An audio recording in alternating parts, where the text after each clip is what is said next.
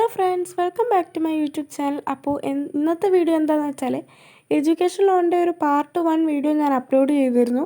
വളരെ ലെങ്ത് കൂടുന്നതുകൊണ്ടാണ് ഞാൻ ആ ഒരു ഫസ്റ്റ് പാർട്ടിൽ തന്നെ ഫുൾ വീഡിയോ അപ്ലോഡ് ചെയ്യാഞ്ഞത്.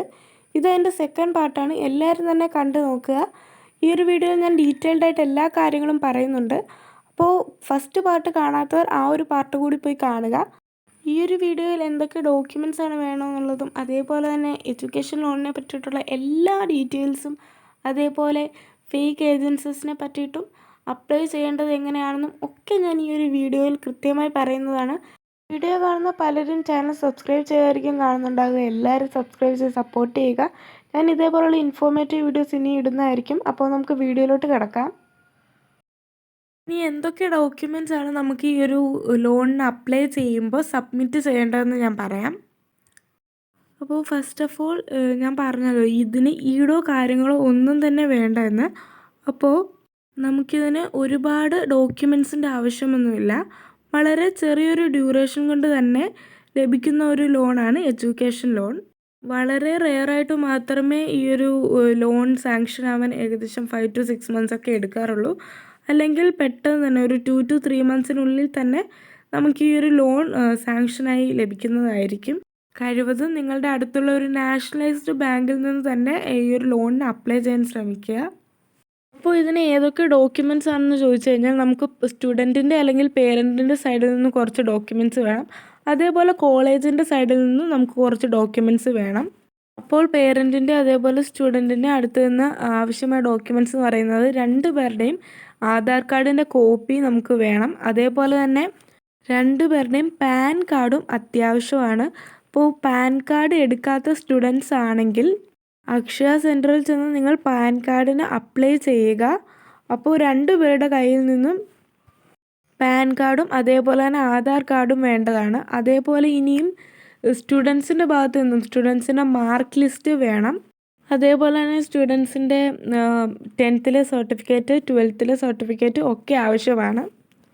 ഇത് കൂടാതെ തന്നെ നിങ്ങൾ ഏത് ബാങ്കിലാണോ എഡ്യൂക്കേഷൻ ലോണിന് അപ്ലൈ ചെയ്യുന്നത് ആ ഒരു ബാങ്കിൽ പേരൻസും സ്റ്റുഡൻസും കമ്പൈൻഡ് ആയിട്ടുള്ള ഒരു ജോയിൻ്റ് അക്കൗണ്ട് ഉണ്ടായിരിക്കണം. ഇനി കോളേജിൻ്റെ ഭാഗത്തു നിന്ന് നമുക്ക് വേണ്ട ഡോക്യുമെൻറ്റ്സ് എന്ന് പറയുന്നത് അവരുടെ ഭാഗത്ത് നിന്ന് നമുക്ക് ആദ്യം വേണ്ടത് ഫീസുകൾ എക്സ്പ്ലെയിൻ ചെയ്ത ഒരു ഡീറ്റെയിൽഡ് ഫീസ് സ്ട്രക്ചറാണ്. അതുകൂടാതെ അഫിലിയേഷൻ, ഏത് യൂണിവേഴ്സിറ്റിയിലാണോ ആ ഒരു കോളേജ് വരുന്നത് ആ ഒരു യൂണിവേഴ്സിറ്റി അപ്രൂവ്ഡ് ആണ് എന്ന് പറയുന്നൊരു ലെറ്റർ, അതിനകത്ത് തന്നെ ആ ഒരു കൗൺസിലിൻ്റെ അംഗീകാരവും വേണം. അതേപോലെ തന്നെ ഇനിയും വേണ്ട ഒരു ലെറ്ററാണ് ബോണഫൈഡ് സർട്ടിഫിക്കറ്റ് എന്ന് പറയുന്നത്. ബോണഫൈഡ് സർട്ടിഫിക്കറ്റ് എന്ന് പറഞ്ഞാൽ ഇത്ര തൊട്ട് ഇത്ര ഡ്യൂറേഷൻ വരെ ആ ഒരു കോഴ്സ് ആ ഒരു കോളേജിൽ പഠിക്കുകയാണെന്ന് തെളിയിക്കുന്ന കോളേജിൽ നിന്ന് തന്നെ കിട്ടുന്ന ഒരു ലെറ്ററാണ് ബോണഫൈഡ് ലെറ്റർ. കോളേജിൽ നമ്മൾ റിക്വസ്റ്റ് ചെയ്ത് കഴിഞ്ഞാൽ ആ ഒരു കോളേജിൽ നിന്ന് നമുക്കത് ലഭിക്കുന്നതായിരിക്കും. അപ്പോൾ ഇതൊക്കെയാണ് ഡോക്യുമെൻറ്റ്സ് എന്ന് പറയുന്നത്. അപ്പോൾ ആദ്യം തന്നെ നിങ്ങൾ ഈ ഒരു സെറ്റ് ഓഫ് ഡോക്യുമെൻറ്റ്സ് ഒക്കെ റെഡിയാക്കി വെക്കുക. ഈടൊന്നും വെക്കുന്നില്ലെങ്കിൽ പോലും നമ്മൾ കരമടച്ച ആ ഒരു റെസിപ്റ്റ് അവർ ചോദിച്ചിരിക്കും. അതായത് നമ്മളുടെ സ്വന്തമായിട്ടുള്ള ഒരു പ്രോപ്പർട്ടിയുടെ കരമടച്ച റെസിപ്റ്റ് നമ്മൾ സബ്മിറ്റ് ചെയ്യേണ്ടതാണ്. അപ്പോൾ ആ ഒരു റെസിപ്റ്റും എല്ലാവരും തന്നെ കയ്യിൽ കരുതുക. അപ്പോൾ ഈ ഒരു ഡോക്യുമെൻറ്റ്സ് എല്ലാം ആയിട്ട് നമ്മൾ ബാങ്കിൽ ചെല്ലുന്നതിന് മുന്നേ തന്നെ നമ്മൾ അടുത്തുള്ള ഏതെങ്കിലും ഒരു ബ്രാഞ്ചിൽ ചെന്നിട്ട് നമ്മൾ ആദ്യം തന്നെ അന്വേഷിക്കുക എങ്ങനെയാണ് ഈ ഒരു എഡ്യൂക്കേഷൻ ലോണിന് വേണ്ടി അപ്ലൈ ചെയ്യുന്നത്. ഒന്നെങ്കിൽ നമുക്ക് ബാങ്കിൽ നിന്ന് തന്നെ ഒരു ആപ്ലിക്കേഷൻ ഫോം തരും. ആ ഒരു ഫോം ഫിൽ ചെയ്യുക. പിന്നെ അതിൻ്റെ അകത്ത് ഉണ്ടാകും എന്തൊക്കെ ഡോക്യുമെൻറ്റ്സ് അറ്റാച്ച് ചെയ്യണമെന്നൊക്കെ. അപ്പോൾ നമ്മുടെ കയ്യിലുള്ള ആ ഒരു ഡോക്യുമെൻറ്റ്സ് എല്ലാം തന്നെ നമ്മൾ അറ്റാച്ച് ചെയ്ത് കൊടുക്കുക. ഇനി അതല്ല എന്നുണ്ടെങ്കിൽ ചില സമയത്ത് ചില ബാങ്കുകൾ പറയും പോർട്ടൽ വഴി അപ്ലൈ ചെയ്തിട്ട് അതിൻ്റെ ഒരു പ്രിൻ്റ് ഔട്ട് എടുത്ത് ബാങ്കിൽ ചെല്ലുക എന്നവർ പറയും. അങ്ങനെയാണെങ്കിൽ വിജയലക്ഷ്മി പോലുള്ള പോർട്ടലുകളിൽ കയറി അപ്ലൈ ചെയ്തതിന് ശേഷം ആപ്ലിക്കേഷൻ പ്രിൻ്റ് ഔട്ട് എടുത്ത് നമ്മൾ ബാങ്കിൽ ചെല്ലുക. അതേപോലെ തന്നെ ലോൺ അപ്ലൈ ചെയ്യുമ്പോൾ നമുക്ക് ഒരു ഫീസും ഉണ്ടായിരിക്കുന്നതല്ല. അതായത് നമ്മളിപ്പോൾ ഈ ഒരു ലോൺ സാങ്ഷൻ ആവുകയാണെങ്കിൽ നമുക്ക് ബാങ്കിന് ഇത്ര രൂപ കൊടുക്കണം, അങ്ങനെ ഒരു കാര്യമില്ല. ഒരു ഫീസും ഇല്ലാതെ തന്നെയാണ് നമുക്ക് ഈ ഒരു ലോൺ സാങ്ഷനായി കിട്ടുന്നത്. വൺസ് നമുക്ക് ലോൺ സാങ്ഷനായി കഴിഞ്ഞാൽ ആദ്യത്തെ ഇയറിലെ ഫീസ് നമ്മൾ ഓൾറെഡി പേ ചെയ്തിട്ടുണ്ടെങ്കിൽ നമ്മൾ ആദ്യം പറഞ്ഞ പോലെ തന്നെ റിക്വസ്റ്റ് ചെയ്യുക. കോളേജിൽ നിന്നോ അല്ലെങ്കിൽ നമുക്ക് ഡയറക്റ്റ് DD ആയിട്ട് വാങ്ങി നമുക്കത് റീഫണ്ട് ചെയ്തെടുക്കാൻ സാധിക്കുന്നതായിരിക്കും. അതേപോലെ തന്നെ പിന്നീട് വരുന്ന വർഷങ്ങളിൽ നമുക്ക് ആ ഒരു ലോൺ പേയ്മെൻറ്റ് കിട്ടണമെന്നുണ്ടെങ്കിൽ മിക്ക ബാങ്കുകളും അവരുടെ ഒരു ക്രൈറ്റീരിയ ആയിരിക്കും ആ ഒരു സ്റ്റുഡൻറ്റിൻ്റെ അക്കാഡമിക് പെർഫോമൻസ് എന്ന് പറയുന്നത് വളരെ ഹൈ ആയിട്ട് തന്നെ പുലർത്തിയിരിക്കണം. ഒന്നെങ്കിൽ അവർ ആ ഒരു പ്രീവിയസ് ഇയറിൽ പാസ്സായിട്ടുള്ള ആ ഒരു സർട്ടിഫിക്കറ്റ്, നമ്മൾ ഓരോ ഇയറും എക്സാം എഴുതി പാസ്സാവുന്ന ആ ഒരു സർട്ടിഫിക്കറ്റ് ഉണ്ടാവുമല്ലോ, അപ്പോൾ ആ ഒരു സർട്ടിഫിക്കറ്റ് ചിലപ്പോൾ സബ്മിറ്റ് ചെയ്യേണ്ടി വരും. ഓരോരോ ബാങ്കിനും ഓരോരോ റൂൾസ് ആയിരിക്കും. അപ്പോൾ ആ ഒരു റൂൾസ് നിങ്ങൾ ചെക്ക് ചെയ്തതിന് ശേഷം മാത്രം പിന്നീട് വരുന്ന ആ ഒരു ലോൺ പേയ്മെൻറ്റ് അതിനെ ഡിപ്പെൻഡ് ചെയ്തായിരിക്കും വരുന്നത്. അങ്ങനെ ഇപ്പോൾ 4 വർഷം കംപ്ലീറ്റ് ആയി. അപ്പോൾ 4 വർഷത്തിന് ശേഷം നമ്മൾ ഈ ഒരു ലോൺ തിരിച്ചടച്ച് തുടങ്ങേണ്ടത് 1 വർഷത്തിന് ശേഷമാണ്. 1 വർഷത്തിന് ശേഷമോ അല്ലെങ്കിൽ 6 മാസത്തിന് ശേഷമോ ആയിരിക്കും. അത് ഓരോ ബാങ്കിനെ ഡിപ്പെൻഡ് ചെയ്തിരിക്കും.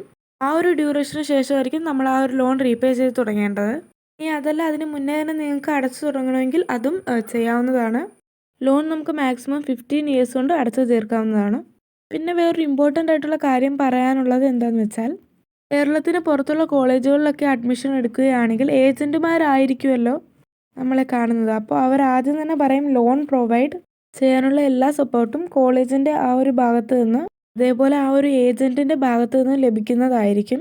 എങ്കിൽ അവരുമായി ടൈപ്പുള്ള ഏതെങ്കിലും പ്രൈവറ്റ് ബാങ്കുകളിൽ നിന്നും ലോൺ നിങ്ങൾക്ക് ലഭിക്കുന്നതായിരിക്കും. അതേപോലെ അതിനെപ്പറ്റി നിങ്ങളൊന്നും അറിയേണ്ട ആവശ്യമില്ല. നിങ്ങൾ ജസ്റ്റ് അഡ്മിഷൻ എടുത്താൽ മാത്രം മതി, ലോണിനുള്ള എല്ലാ സപ്പോർട്ടും നമ്മൾ തന്നെ പ്രൊവൈഡ് ചെയ്തോളാം എന്നൊക്കെ പറയുന്ന ഏജൻറ്റുമാർ കാണും. ഇതേപോലത്തെ ഒരുപാട് ഫേക്ക് പ്രോമിസുകൾ നിങ്ങൾക്ക് ലഭിക്കും.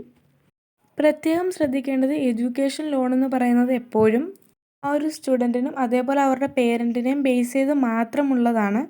ഒരു തേർഡ് പാർട്ടി എന്ന് പറയുമ്പോൾ അവർക്കതിൽ ഒരു റോളും തന്നെ ഇല്ല. അവർക്ക് പ്രത്യേകിച്ച് ഒരു റോളും ഇല്ല. നമ്മളാണ് ഡോക്യുമെൻറ്റ്സ് ഒക്കെ തയ്യാറാക്കേണ്ടത്, അല്ലേ? എല്ലാം നമ്മുടെ ഡോക്യുമെൻറ്റ്സ് ആണ്. അതേപോലെ നമ്മൾ തന്നെ ക്രിയേറ്റ് ചെയ്യേണ്ട ഡോക്യുമെൻറ്റ്സ് ആണ് എല്ലാം. അവരെ കൊണ്ട് ഒന്നും തന്നെ നമുക്ക് ചെയ്ത് തരാൻ കഴിയില്ല. ചിലപ്പോൾ ഞാൻ ആദ്യം പറഞ്ഞല്ലോ, കോളേജിൻ്റെ ഭാഗത്ത് നിന്ന് നമുക്ക് കുറച്ച് ഡോക്യുമെൻറ്റ്സ് വേണം.